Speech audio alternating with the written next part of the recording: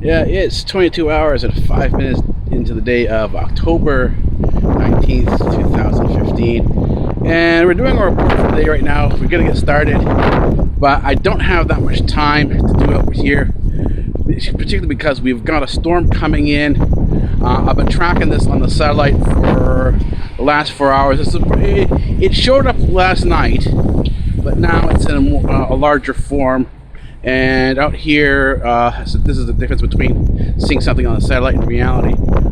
It's much different out here. It's very humid out. The temperature's a lot warmer, and we've got lightning in the sky. So it's a pretty good storm that's coming in. But how much of the storm is going to come in, I'm not really too sure. So we're beginning our observations now a little late today due to the usual thing, exhaustion. And so it's probably going to be a short night tonight, probably just till about 1 o'clock, just about 4 hours of observation before I go in and do other things. Anyways, that's about it for tonight. I'll see what I can do on terms of filming the storm, in terms of the lightning and so on and so forth.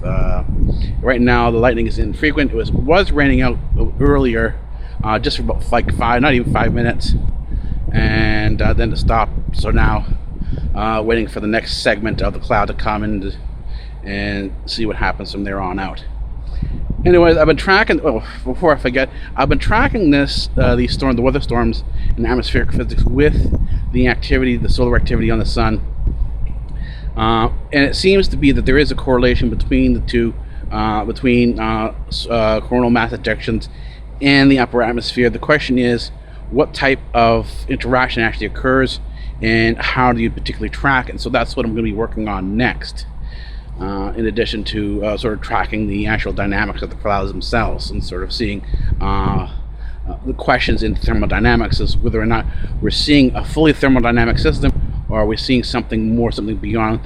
For example, a thermodynamic system is primarily a fluid system, so you use fluid dynamics. But from observation on the ground, and even certain satellite images, when they put together as a movie, what you get is some rigid body mechanics, some rigid body behavior.